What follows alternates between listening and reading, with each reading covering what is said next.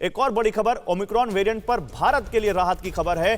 केंद्रीय स्वास्थ्य मंत्री मनसुख मांडविया ने राज्यसभा में नए वेरिएंट पर जानकारी दी है। मांडविया ने कहा कि ओमिक्रॉन के 80% मरीज एसिम्प्टोमेटिक हैं, जो मैं अभी आपको बता रहा था। 13% में हल्के लक्षण हैं। 161 ओमिक्रॉन संक्रमितों में से 44 मरीज ऐसे हैं जो ठीक हो चुके हैं। भारतीय वैक्सीन ओमिक्रॉन पर कितनी कारगर है, यह हफ्ते भर में पता चल जाएगा। अगले 2 महीने में हम वैक्सीन की 45 करोड़ डोज हर महीने बनाएंगे। अभी 31 करोड़ डोज का उत्पादन हम हर महीने कर रहे हैं।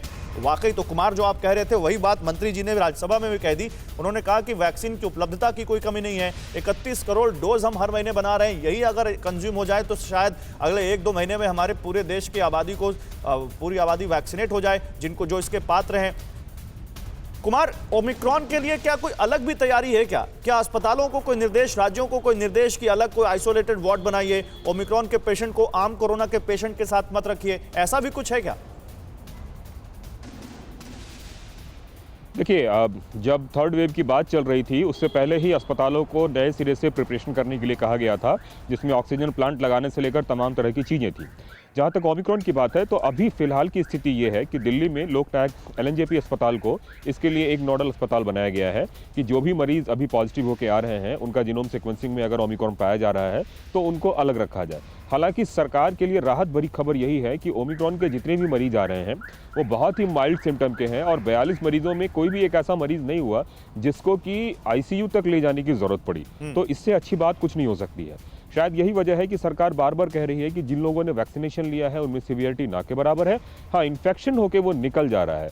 गौरव, इसको थोड़ा तकनीकी रूप से भी आपको समझना पड़ेगा। आप समझिए कि जो अफ्रीका है उसकी आबादी का सिर्फ 7% वैक्सीनेशन हुआ था और वायरस ने वहीं पर जन्म लिया। हिंदुस्तान में जहां मैक्सिमम वैक्सीनेशन हो रहा है वहां पे वायरस आ तो रहा है लेकिन उस तरीके से नहीं आ रहा है जिस तरीके से लोगों को डर था। डर इस बात का है कि चूंकि डेल्टा पहले से हिंदुस्तान में है, ओमिक्रॉन आ चुका है, दोनों मिलकर कोई नया सुपर स्प्रेडर न बना दे, इस बात का डर सरकार को ज्यादा है और यही वजह है।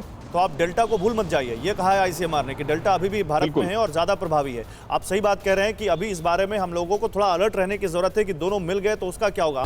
कोरोना धर्म नहीं देखता, जात नहीं देखता, अमीर गरीब ऊंच नीच नहीं देखता। कोरोना सिर्फ मौका देखता है, लेकिन आप उसे मौका मत दीजिए। बस इतना कीजिए, जब कभी दफ्तर से, बाजार से घर लौटिए तो इतना ख्याल जरूर रखिए कहीं आपके साथ कोरोना आपके घर तो नहीं जा रहा।